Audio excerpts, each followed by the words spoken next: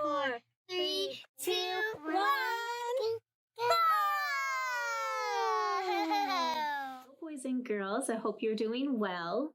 I have a few fun things planned for us today, and then at the end of our video, I'm going to have a special visitor for us, and she's going to do something fun with us.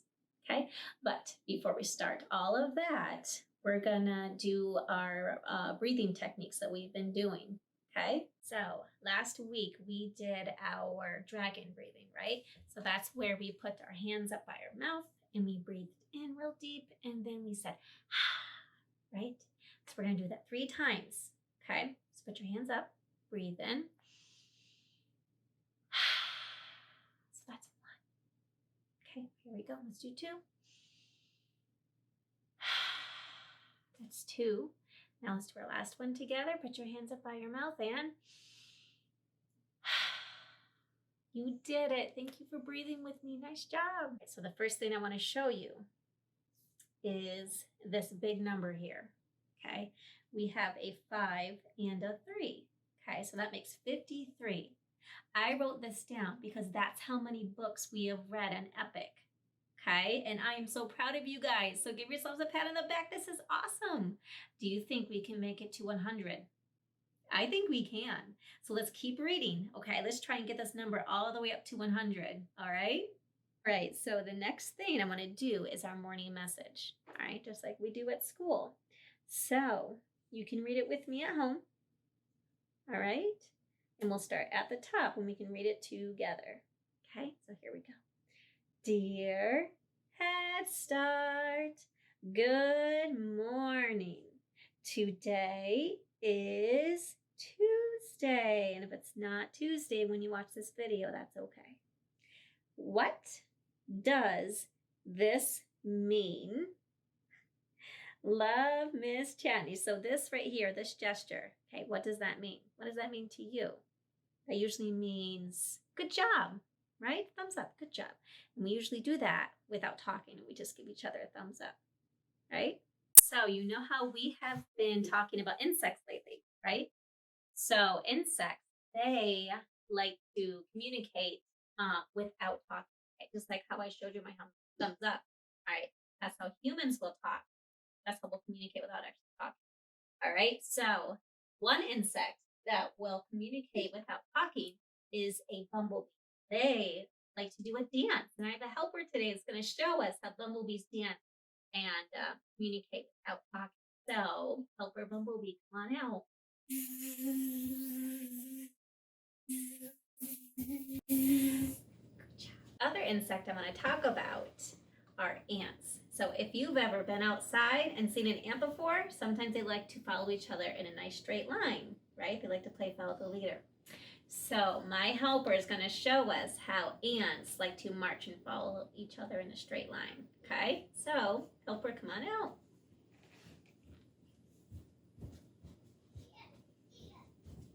Nice job. Thank you, helper. Last insect that I want to talk about are fireflies. Now they like to come out during the summertime, right? And they will communicate by blinking. So sometimes you'll see their lights during the summer at night, right? And that's how they communicate. So my helper is going to show us how fireflies communicate. So helper, come on out. Where's my helper? That's right. Fireflies are nocturnal. They only come out at nighttime. All right, so those are the 3 insects that I wanted to talk about today. So Miss Laura Jill, she's going to read you guys a little story about insects, and I will see you back here in just a little bit. Those are some great belly breaths, guys. Thank you for doing them with me. And to further our question of the day, I have a book that I would like to read. It is called Insect Quest, and it's going to talk about some of the bugs that we have in our area that you'll be able to go outside and find. And I'm going to talk about how some of these bugs communicate with each other. So let's get started. Insects have interesting ways to hide from danger. Their bodies' colors and markings help them camouflage or blend in with their surroundings to hide in plain sight.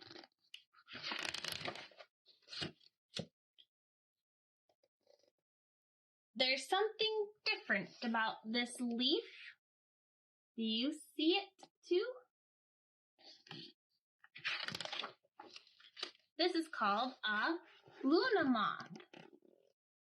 They're green and they blend in with the other leaves, and that helps them to hide. Next is a funny looking branch. Do you see that? Have you seen those before? They're in our area, actually.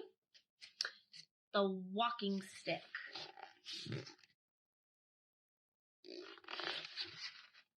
The walking stick is one of the world's largest insects. Interesting. A stick insect's body is hard and bumpy, just like the branch of a twig. So that's where they hide out. Is there something crawling on this page?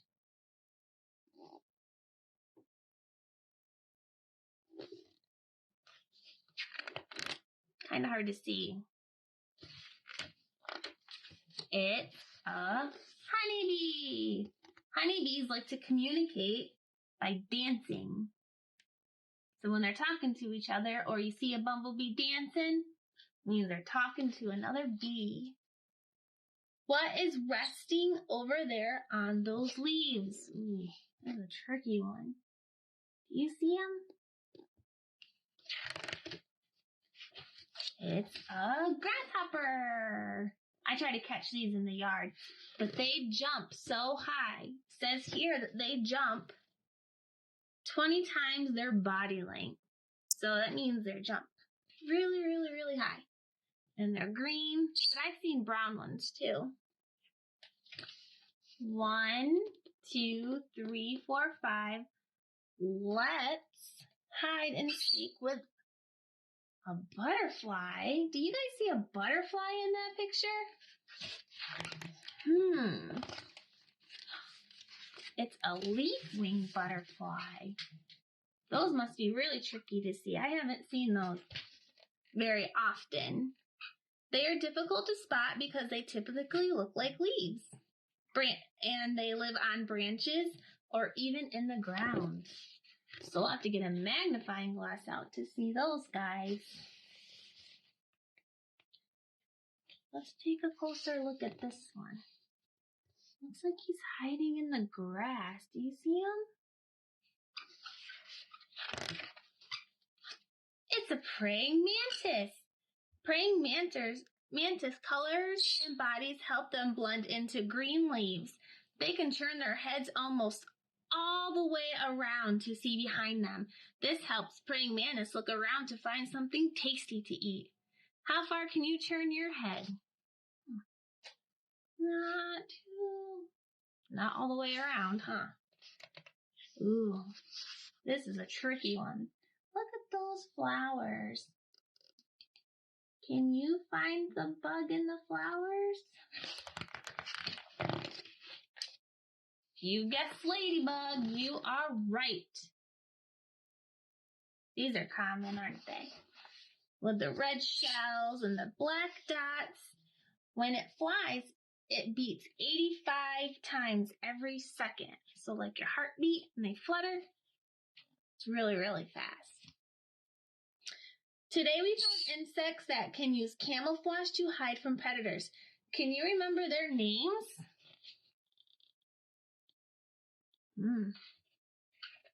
Let's see if we can do this together. Ready? For 1, is that a walking stick? Luna moth. 2, easy, that's a ladybug. 3, that butterfly, leaf-wing butterfly.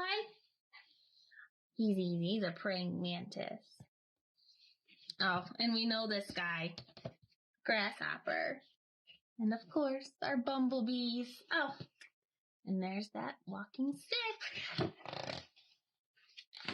So I hope you guys learned a lot through this book, and you guys can go outside and try to find some. And for our activity to be creative, I want to see a picture of any of the bugs that you feel, or a bug you can invent is even better, to draw. And if you want to take a picture and send it to Miss Chatney and I drew a bumblebee because I like how they dance when they communicate, and a butterfly because they are two of my favorite insects. And then I just drew a flower because I really want spring and clouds. So there's my picture, and I can't wait to see yours. And we have a special guest up next. She comes into our classroom twice a month. She used to when we were in class. But she wants to come and talk to you and make something yummy with you. So welcome, Miss Heather. Hi friends, it's Miss Heather, and I have a question for you. Are bugs go foods, or are they will foods? Wait a minute, bugs? We don't eat bugs, but we can eat these bugs. I found some go foods in my refrigerator, and I put them together to make some bugs. I made a ladybug. I made a caterpillar. Let's see. Oh, I made another caterpillar, a more colorful one. This guy. And then I also made, well, this one, I used my imagination and I made up a bug. So this guy has some antennas and a big shell. Maybe it's a snail. Anyway, I wonder if you guys want to make some bugs with me. These are some things that I had in my fridge, and they're all go foods, so that when we're done making bugs, we can eat them. So I have some strawberries in my fridge. I had a kiwi. I have some blueberries, which I used for the heads on some of my bugs. I have some red peppers that I already cut up, so they're little pieces of red peppers. Let's see, I have some carrots here, and I had some celery. So make sure that you ask an adult for help when you're cutting these things. But let's make one of the caterpillars. They're pretty easy. So I used cream cheese or peanut butter so that they help our bug pieces stick. And I filled up one of my pieces of celery with some cream cheese. Then I cut up some more pieces of fruits and vegetables so I could stick in there. But first, I took one of my blueberries and I put it on here for the head. And then I cut up a little piece of celery and I stuck it right to the back as one of the pieces of my caterpillar. Let's see what else we can use. How about some carrots? I cut those up too and put them on the back of my caterpillar, and I made a pattern. So I went back and forth with the colors. So I went green, and then I went yellow, or orange rather, that's orange, and red, right? So we can make a pattern on the back of the caterpillar until we come up with something that looks like this guy. Does he look good to eat?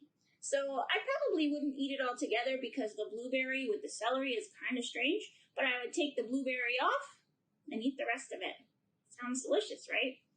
All right, so make sure you ask for help and use your imagination, and you can come up with some really cute bugs, and I'd really like to see them.